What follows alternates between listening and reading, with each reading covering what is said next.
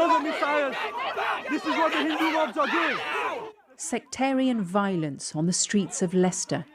It was the weekend of the Queen's funeral, and with many officers deployed to London, those left struggle to hold back the aggressors. Look, another missile right now. There you go. Red-handed. It had started on Saturday, when a group of mainly Hindu men marched 2.5 miles to the east of the city, which is predominantly Muslim. Come on, look, you got a weapon in his hand and you're allowing it. Man's got a weapon and you're allowing it. They've been provoking the Muslims outside the mosques, playing loud music early in the morning till 2-3 a.m. It's obviously, as you know, it's escalated to a different level now. Ismail Shafi had been trying to calm things down. In this video, he's addressing a group of young men who had wanted to retaliate. We've got no qualms with the Hindus, he tells them. The Muslim youth got together and they had enough. They said enough's enough. We are not going to just stand by. Whereas the police, we are disconnected with the police. We're distasteful with the police that they're not doing the job properly. Enough's enough. We need to do something.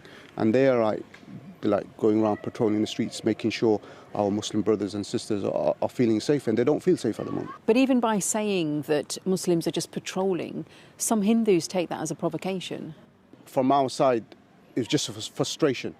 Yes, they are Muslims. With a knife, bro. With a knife and stuff. That frustration is shared by the Hindu community. This video shows a Hindu flag being pulled down from outside a temple. What it doesn't show is that a Muslim imam was there trying to stop the crowds. Much of the footage has gone viral, used in propaganda videos.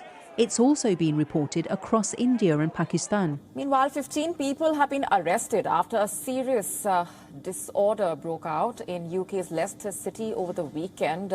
So these are the kind of messages you've been getting on your phone? That's right, yeah. Outside the mosque, Mr. Hussain shows me the WhatsApp messages that are going around. Boycott all Muslim shops. If we all together boycott them, only they will know power of Hindus. The violence hasn't come as a surprise to everyone in this city. Leicester is often held up as a model of integration, but is that view outdated? In recent years, a number of new communities have settled here, partly attracted by the city's prosperity. A small minority have been accused of bringing with them the politics of an extreme right-wing Hindu nationalism from India or Hindutva ideology. Although it's been widely reported that the initial violence was sparked by a cricket match, that's not what's going on in this city. The tensions have been bubbling away for some months now. The police and the local authorities have been accused by some residents of failing to understand what's going on here. There's evidence that some of these groups from across the country had organised coaches of supporters to travel to Leicester during the disorder. Of 47 arrests, over half were of people who live outside the city. I don't think we have been slow to respond to these incidents. We've got a dedicated investigation team wrapped across all of them.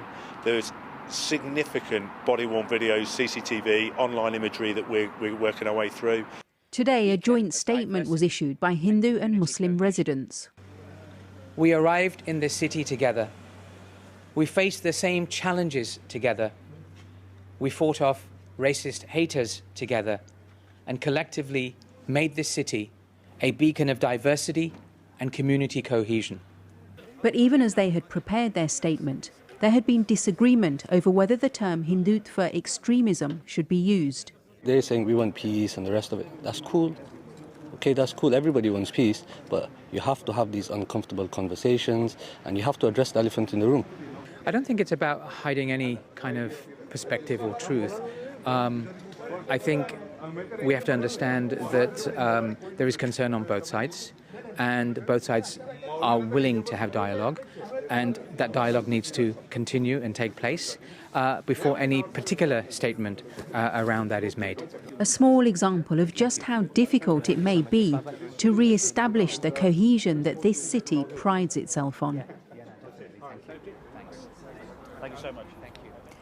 And we're getting reports this evening, Jackie, of a similar situation going on in Birmingham. We haven't been able to confirm what's happening there, but we've been sent pictures of large groups of men gathering in the Smethwick area.